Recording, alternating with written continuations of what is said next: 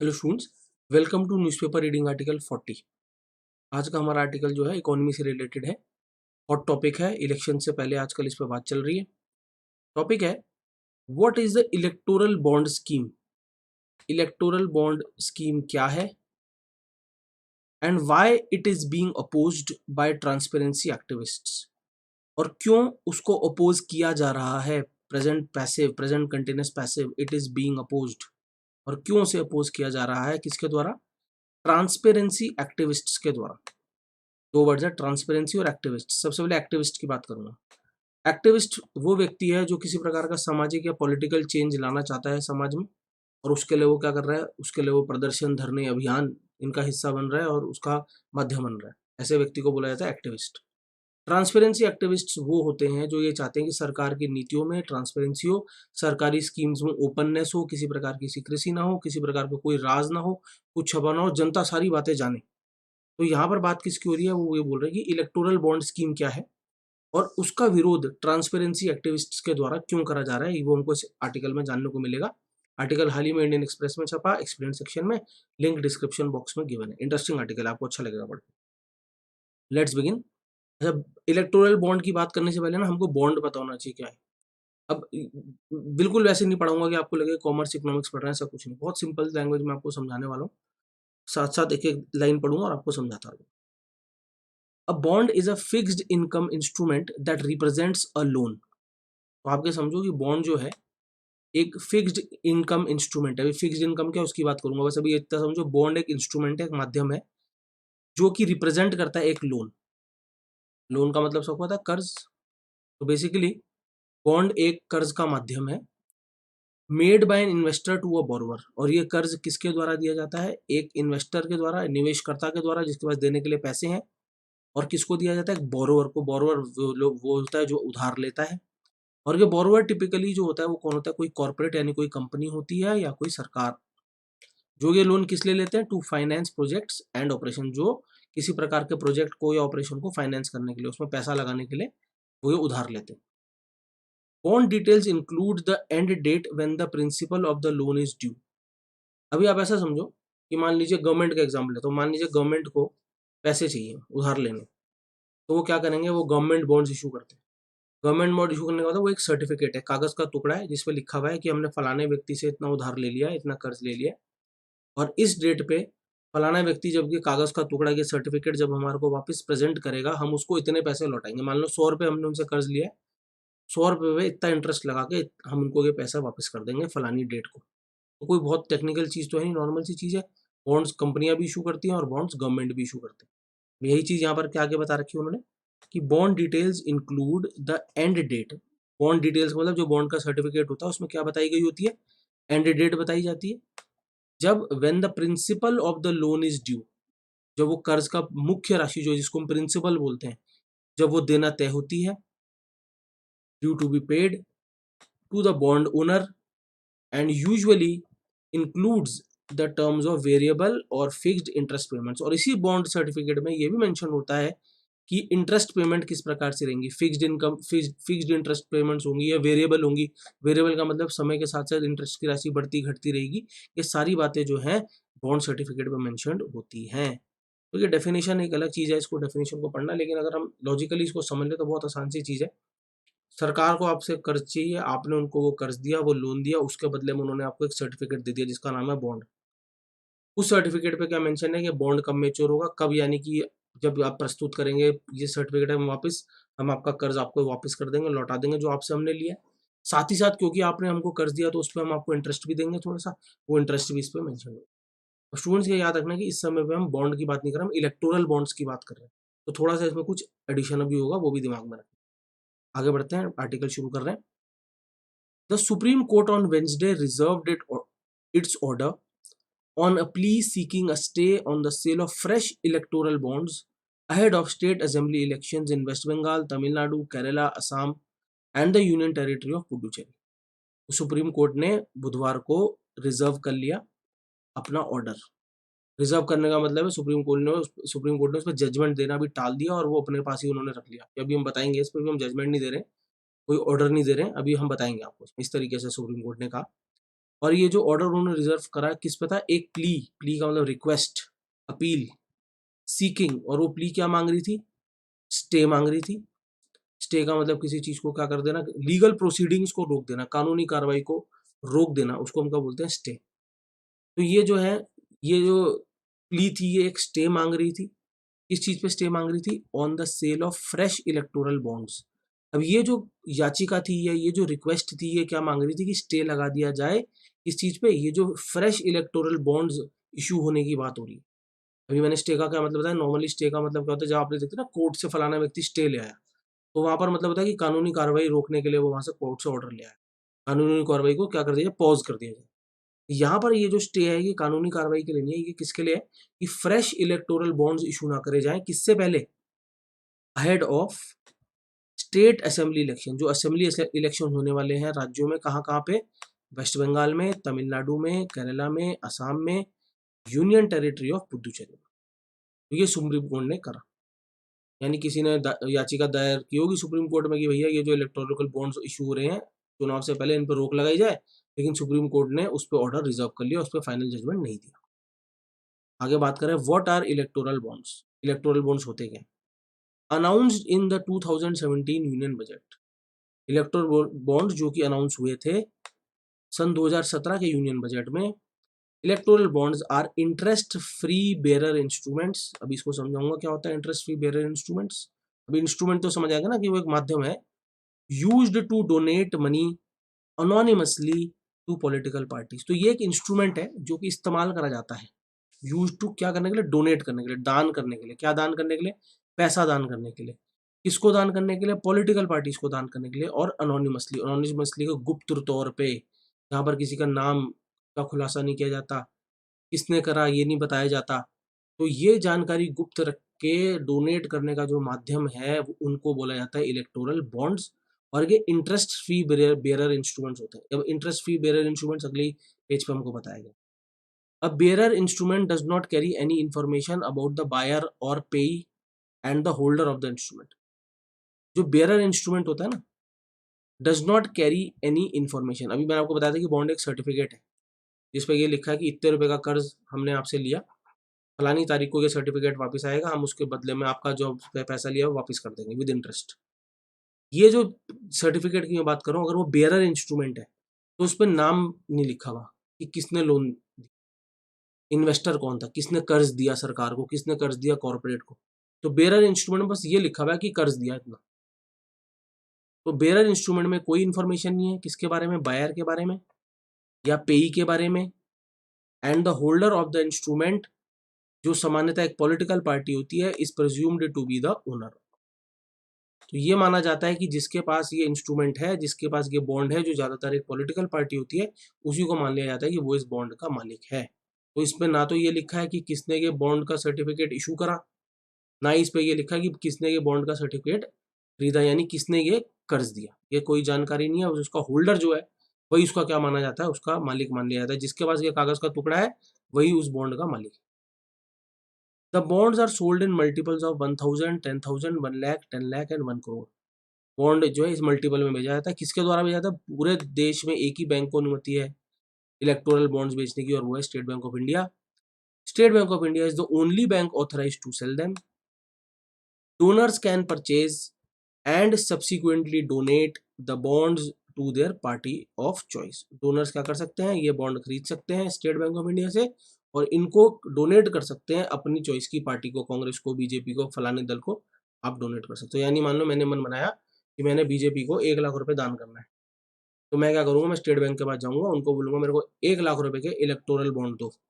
वो मेरे को एक कागज का टुकड़ा देंगे, उस कागज के टुकड़े पे मेरा नाम नहीं आएगा, उस पर सिर्फ ये लिखा होगा कि ये बॉन्ड जो है इसकी राशि 1 लाख रुपए का है, और ये 1 लाख रुपए मैंने स्टेट बैंक ऑफ इंडिया में जमा कराए।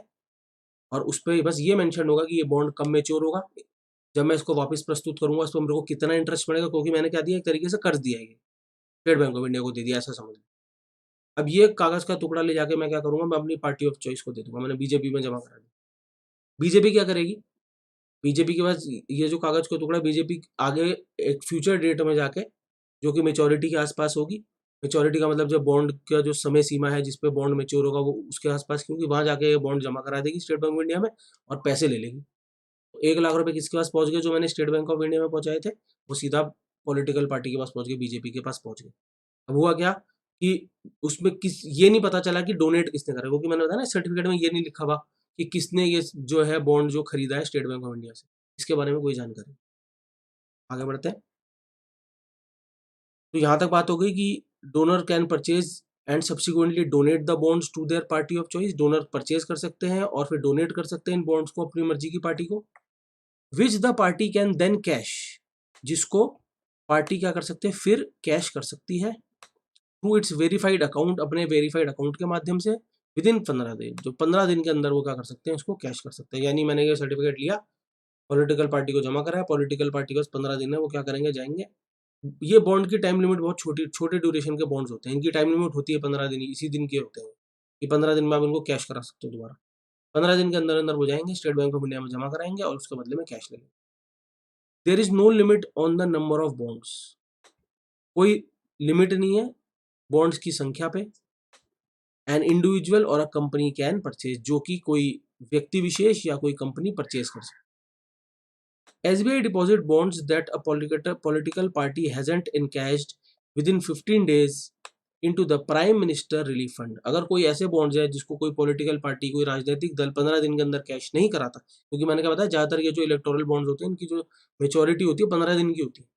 तो अगर कोई 15 दिन के अंदर पॉलिटिकल पार्टी इनको कैश नहीं कराती तो वो SBI क्या करती है, वो जो पैसा है वो प्राइम मिनिस्टर रिलीफ फंड के अंदर ऑटोमेटिकली जमा करा देती है। A total of 12,924 electoral bonds worth rupees 6,534.7 crore have been sold in 15 phases between March 2008 to January 2021। देखो जी, 18, 19, 20, 21, 4 साल के अंदर अंदर 6,534 करोड़ रुपए के बॉन्ड की बिक्री हुई है स्टेट बैंक ऑफ इंडिया से। At the time of its announcements के समय finance minister Arun Jaitley budget speech में in 2017 electoral bonds were understood to be a way of companies to make anonymous donations. तो उस समय पे इलेक्टोरल बॉन्ड्स को समझा गया था, वर अंडरस्टूड समझा गया था, टू बी अ वे एक माध्यम के तौर पे, एक रास्ते के तौर पे कंपनीज के लिए कि वो अनोनिमस डोनेशन दे पाए। अनोनिमस का मतलब अपना नाम गुप्त रख के डोनेशन दे पाए। तो उस समय पे तो ये सोचा गया था कि कंपनीज के लिए है ये, जो कि अपना नाम गुप्त रख के डोनेशन दे पाएंगे। और ये कब हुआ था कि अरुण जेटली जी ने जब बजट प्रस्तुत करा था 2017 में, तब की बात है। However, the fine print of the notification has revealed। लेकिन जो फाइन प्रिंट होता है ना नोटिफिकेशन का, फाइन प्रिंट का मतलब समझो कोई भी ना कानूनी दस्तावेज देखना या कोई भी फाइनेंशियल डॉक्यूमेंट देखना, इंश्योरेंस पॉलिसी देखना, तो जो मेन प्रिंट होता है उसके नीचे ना छोटा एक प्रिंट और होता है, तार लगा हुआ होता है, और जो मेन प्रिंट से छोटा होकर लिखा होता है। ये आप देखोगे टीवी में जो ऐड होता है ना, उसमें भी नीचे बहुत छोटा छोटा प्रिंट में लिखा होता है शर्तें लागू, उसको फाइन प्रिंट बोलते हैं। तो however the fine print of the notification has revealed, लेकिन अगर आप उस नोटिफिकेशन का फाइन प्रिंट पढ़ते हैं, उसने ये रिवील करा है, ये खुलासा करा है that even individuals, groups of individuals, NGOs, religious and other trusts are permitted to donate via electoral bonds without disclosing their details। तो 2017 में ये समझा जा रहा था कि सिर्फ कंपनीज को इलेक्टोरल बॉन्ड्स जो है यूज करके डोनेट कर सकती हैं, ऐसा है नहीं। फाइन प्रिंट पढ़ने में ये बताया कि कोई व्यक्ति विशेष, व्यक्तियों का समूह, नॉन गवर्नमेंट ऑर्गेनाइजेशन, कोई रिलीजियस संगठन, ट्रस्ट इत्यादि भी क्या कर सकते हैं, इलेक्टोरल बॉन्ड के माध्यम से पॉलिटिकल पार्टीज को डोनेट कर सकते हैं। तो आगे बात हो रही है why are electoral bonds being so vehemently opposed by transparency activity. Electoral bonds को इतना वेहीमेंटली, स्ट्रांगली, पैशनेटली क्यों अपोज किया जा रहा है ट्रांसपेरेंसी एक्टिविस्ट्स के द्वारा। वैसे तो बताने की जरूरत नहीं, अब तो समझ आएगा कि पॉलिटिकल पार्टी को कोई भी दान दे दे और पता नहीं चले किसने दिया, तो बात तो गलत ही है। The anonymity provided to donors donating electoral bonds is the point of contention here। जो anonymity है, anonymity का मतलब जो उनका नाम गुप्त रखा जा रहा है, पहचान गुप्त रखी जा रही है, ये जिस सुविधा जो प्रोवाइड की जा रही है डोनर्स को, donating electoral bonds, who are donating electoral bond, जो डोनेट कर रहे हैं electoral bond, is the point of contention, ये जो है विवाद का मुद्दा है यहाँ पर। Through an amendment to the finance act 2017, एक अमेंडमेंट के माध्यम से, इसको हुई थी अमेंडमेंट, ये जो फाइनेंस एक्ट थी 2017 की, the union government has exempted the political parties. Union government ने एग्जेम्प्ट कर दिया, छूट दे दिया पॉलिटिकल पार्टीज को फ्रॉम डिस्क्लोजिंग डोनेशंस, खुलासा करने की छूट दे दी है डोनेशंस के बारे में रिसीव्ड थ्रू इलेक्टोरल बॉन्ड, जो उनको मिलती है इलेक्टोरल बॉन्ड्स के माध्यम से। तो 2017 में ही जब इलेक्टोरल बॉन्ड्स आए थे, उसी समय जो है फाइनेंस एक्ट में भी एक संशोधन कर दिया गया था कि पॉलिटिकल पार्टीज को ये खुलासा करने की जरूरत नहीं है कि उनको इलेक्टोरल बॉन्ड से कितना डोनेशन आया। देखो समझो, पूरी पॉलिटिक्स को समझो कि 2017 के बजट में पहले बोला कि इलेक्टोरल बॉन्ड्स के माध्यम से पॉलिटिकल पार्टीज को डोनेट कर सकते हो, इसने डोनेट करा, उसका नाम का खुलासा करने की जरूरत नहीं है। फिर ये भी उन्होंने संशोधित कर दिया 2017 के फाइनेंस एक्ट में कि कितना डोनेशन आया इलेक्टोरल बॉन्ड के माध्यम से, वो भी पॉलिटिकल पार्टी को बताने की आवश्यकता नहीं है, पूरा गोरख धंधा है। इन अदर वर्ड्स, दूसरे शब्दों में, they don't have to disclose details of those contributing by way of electoral bonds in their contribution reports filed mandatorily with the election commission everywhere. दूसरे शब्दों में, पॉलिटिकल पार्टीज को डिस्क्लोज नहीं करनी होती है कोई भी डिटेल्स, किनके बारे में, जो कंट्रीब्यूट कर रहे हैं, हु आर कंट्रीब्यूटिंग किसके माध्यम से, इलेक्टोरल बॉन्ड के माध्यम से, अपने कंट्रीब्यूशन रिपोर्ट में, जो कि हर साल उनको कंपल्सरीली फाइल करनी पड़ती है इलेक्शन कमीशन के पास। तो यानी इस इलेक्शन कमीशन के पास फाइल होने वाली रिपोर्ट का भी औचित्य क्या हो गया, खत्म हो गया। क्यों, देखो आगे पता लगेगा। This means the voters will not know which individual, company or organization has funded which party and to what extent. This means मतलब इसका मतलब क्या है, the voters will not, कि वोटर्स को नहीं पता चलेगा कि किस व्यक्ति विशेष ने या कंपनी ने या किसी संगठन ने फंड करा है, पैसे दिए हैं किस पार्टी को, एंड टू व्हाट एक्सटेंट, और किस हद तक पैसे दिए, ये किसी वोटर को कभी पता नहीं चलेगा। Before the introduction of electoral bonds के इंट्रोडक्शन से पहले, उस परिचय होने से पहले, political parties had to disclose details, political parties को डिटेल्स डिस्क्लोज करनी पड़ती थी, डिटेल्स का खुलासा करना पड़ता था, इसका, ऑफ ऑल इट्स डोनर्स, अपने सारे डोनर्स का, डोनर वो जो उनको दान कर रहे हैं, who have donated more than ₹20,000, तो वो सारे डोनर जो 20,000 से ऊपर डोनेट कर रहे होते, तो उन सबका खुलासा पॉलिटिकल पार्टीज को इलेक्शन कमीशन के पास जो रिपोर्ट जाती थी उसमें करना पड़ता था। लेकिन अब ये सब खत्म हो गया। क्यों? अकॉर्डिंग टू ट्रांसपेरेंसी एक्टिविस्ट के अनुसार, द चेंज, ये जो बदलाव है, infringes the citizens right to know, ये हनन करता है, वायलेट करता है, उल्लंघन करता है नागरिक के जानने के अधिकार का, and makes the political class even more unaccountable, और ये जो राजनीतिक श्रेणी है, राजनीतिक तबका है, उसको और ज्यादा अनअकाउंटेबल बना देता है। अनअकाउंटेबल का मतलब नॉट रिस्पॉन्सिबल, नॉट आंसरेबल, जवाबदेही खत्म कर देता है उनकी। मोरओवर, और तो और, while electoral bonds provide no detail, जबकि इलेक्टोरल बॉन्ड्स कोई डिटेल्स नहीं देते नागरिकों को, to the citizens, the said anonymity, ये जो अनोनिमिटी है, does not apply to the government of the day, ये जो गुप्त रखने की बात है, नाम पता गुप्त रखने की बात है, ये सरकार पे लेकिन लागू नहीं होती। विच कैन ऑलवेज एक्सेस, जो कभी भी एक्सेस कर सकते हैं इसको, डोनर डिटेल्स को, कि किसने ये बॉन्ड खरीदा स्टेट बैंक ऑफ इंडिया से, वो सरकार एक्सेस कर सकती है by demanding the data from the State Bank of India. यानी सरकार अगर चाहती है तो वो पता लगा सकती है कि किसने कितना डोनेट करा स्टेट बैंक ऑफ इंडिया से। यानी अगर मैं एज अ कॉमन मैन जानना चाहता हूँ कि कौन सी पार्टी को किस व्यक्ति ने कितना पैसा दिया, तो मुझे नहीं पता चलेगा। लेकिन हाँ, सरकार अगर जानना चाहती है तो वो क्या कर सकती है, वो स्टेट बैंक ऑफ इंडिया से डिटेल ले सकती है। दिस इम्प्लाइज, इसका ये मतलब बनता है, that the only people in dark, सिर्फ जो लोग अंधेरे में, अंधकार में है, वो कौन है, इस सोर्स के बारे में वो कौन है, वो हम टैक्स पेयर हैं। The only people in dark about the source, सिर्फ वही लोग जो अंधकार में है इस सोर्स को लेके, इन डोनेशंस के, वो कौन है, टैक्स पेयर, यानी हम टैक्स देने वाले लोग। इट में ऑल्सो भी नोटेड, ये भी बात नोट की जानी चाहिए, that the printing of these bonds, की ये जो बॉन्ड्स प्रिंट करने का जो खर्चा है, एंड एसबीआई कमीशन, और स्टेट बैंक ऑफ इंडिया की जो कमीशन है, for facilitating the sale and purchase of the bond, ये जो बॉन्ड खरीदने और बेचने की सुविधा देने के लिए, is paid from the tax payers money by the central government, ये किसके पैसे से दिया जा रहा है, ये हमारे आम जनता जो टैक्स भरती है उनके पैसों से ये खर्चा करा जा रहा है। दो खर्चे हैं क्या, एक तो ये कागज पत्री छप रही है जो बॉन्ड्स की, सर्टिफिकेट बन रहे हैं, उसकी छपाई, अब ये किसी आम कागज की तरह नहीं होता A4 कागज पे छाप के दे दिया, इसकी छपाई जो होती है बहुत प्रोफेशनल छपाई होती है, बहुत कम ऑर्गेनाइजेशन वो छपाई का काम करती हैं। तो वो छपाई और स्टेट बैंक ऑफ इंडिया जो कमीशन लेता है कि भाई हम ये जो बॉन्ड बेच रहे हैं और ये पैसे ले रहे हैं और उस पैसे की सेफ कीपिंग कर रहे हैं, फिर सर्टिफिकेट जब मिलता है तो हम उनको पैसे देते हैं, ये सारी सुविधा जो हम दे रहे हैं, तो एसबीआई भी तो कमीशन देता है। तो ये जो सारी खर्चा हो रहा है ये टैक्स पेयर के हमारे पैसों पे हो रहा है। The Association of Democratic Reforms, which has moved the Supreme Court against electoral bonds, had said in a recent statement. और ये किसने बोला? ये जो Association of Democratic Reforms है, which has moved the Supreme Court, जिसने सुप्रीम कोर्ट में याचिका दायर की है विरुद्ध, किसके विरुद्ध? इलेक्टोरल बॉन्ड्स के। ये उन्होंने कहा अपनी रिसेंट स्टेटमेंट में। How popular are electoral bonds as a route of donation? अब ये जो इलेक्टोरल बॉन्ड्स है कितने पॉपुलर है, कितने लोकप्रिय हैं डोनेशन के लिए?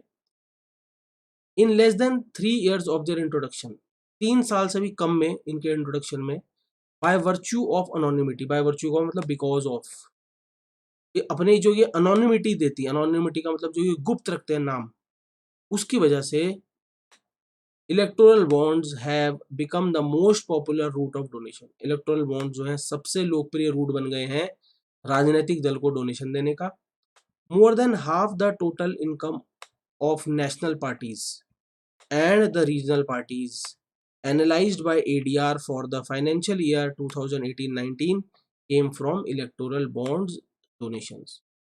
आधे से ज्यादा इनकम जो राष्ट्रीय दल हैं और जो रीजनल दल हैं जिसको एनालाइज करा, इसके द्वारा एनालाइज हुआ एडीआर। अभी एडीआर हमने एक ऑर्गेनाइजेशन की बात की थी जिसने सुप्रीम कोर्ट में याचिका दायर करी, तो एडीआर ने जो ये एनालाइज करा सन 2018-19 में, जो राष्ट्रीय दल है और जो रीजनल दल है इनकी आधे से ज्यादा जो आय हुई है वो इलेक्टोरल बॉन्ड के डोनेशन से हुई है। The Bharatiya Janata party is the biggest beneficiary, सबसे ज्यादा फायदा किसको पहुंचा है? भारतीय जनता पार्टी को पहुंचा है और इस स्कीम का।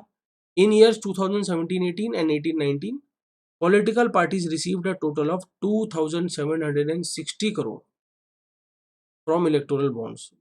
तो इन दोनों वर्षों में 2760 करोड़ मिला राजनीतिक दलों को इलेक्टोरल बॉन्ड्स के माध्यम से, ऑफ विच जिसमें से 1660.89 करोड़ या 60.17% आप जिसको कह सकते हैं was received by the BJP alone, यानी सिर्फ बीजेपी को 60%, जितने भी इलेक्टोरल बॉन्ड इशू है उसका 60% बीजेपी को मिला।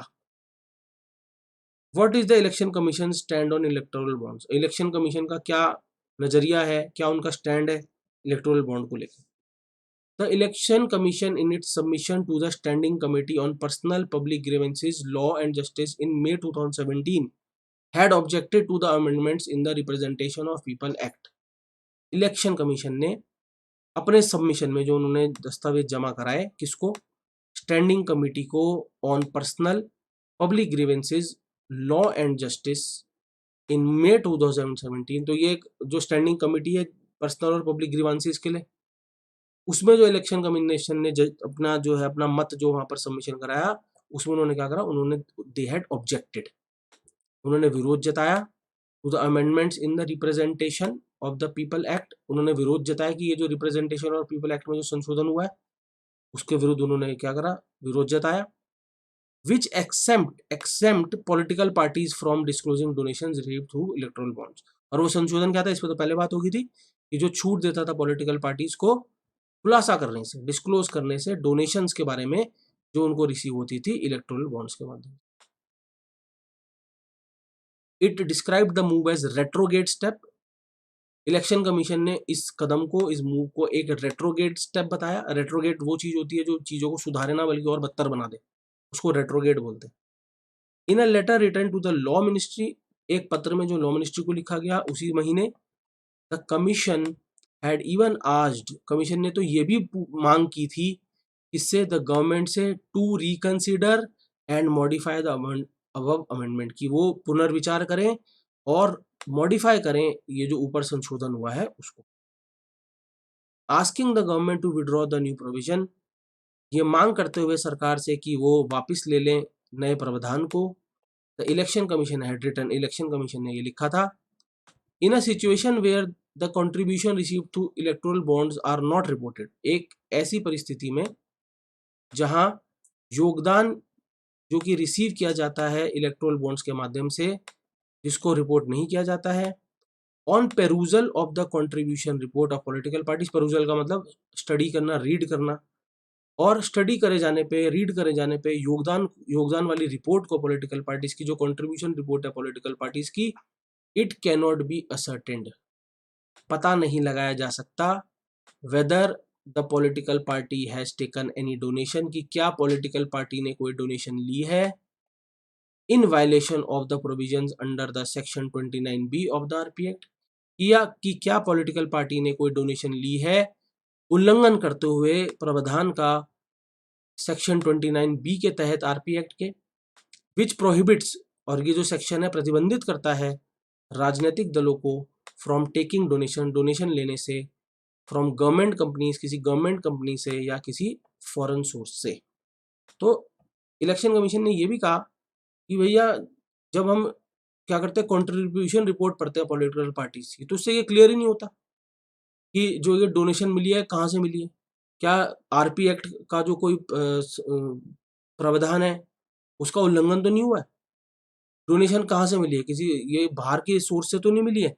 इस बारे में कोई जानकारी जो है इलेक्शन कमीशन ने कहा हमको नहीं मिलती, इसीलिए वो चाहते हैं कि सरकार इसको क्या करे, अपने संशोधन को वापस ले ले। ये इलेक्शन कमीशन का स्टैंड है, ठीक है। तो स्टूडेंट्स, तो अब ये जो था ना, ये ओपिनियन बेस्ड आर्टिकल नहीं था, ओपिनियन आप बनाओगे अपनी, राय आप बनाओगे अपनी, ये तो एक जानकारी बेस्ड आर्टिकल था, बता दिया इलेक्टोरल बॉन्ड ये होते हैं। अब आपने ये सोचना है कि क्या ये सही है कि पॉलिटिकल पार्टी को कहाँ से डोनेशन मिल रहा है उसके बारे में कोई जानकारी ना मिले, पॉलिटिकल पार्टी की कोई जवाबदेही ना हो कि वो किसी को ये ना बताएं कि भाई ये डोनेशन मुझे कहाँ से मिला, कितना मिला, ये ना बताया जाए। Is it correct? ये ओपिनियन आपने फॉर्म करना है, और ये ओपिनियन आप कैसे फॉर्म कर सकते हो, और पढ़िए इस चीज़ के बारे में, थोड़ा सा आपस में डिस्कशन कीजिए, और तब जाके आप इसमें अपना ओपिनियन फॉर्म कीजिए। ग्रुप डिस्कशन के लिए ये एक अच्छा टॉपिक है। एनीवेज, तो I hope you found it interesting, और इसी तरीके के इंटरेस्टिंग आर्टिकल के साथ मैं आपसे जल्द मिलूंगा। इस आर्टिकल में मेरी तरफ से इतना ही। Thank you.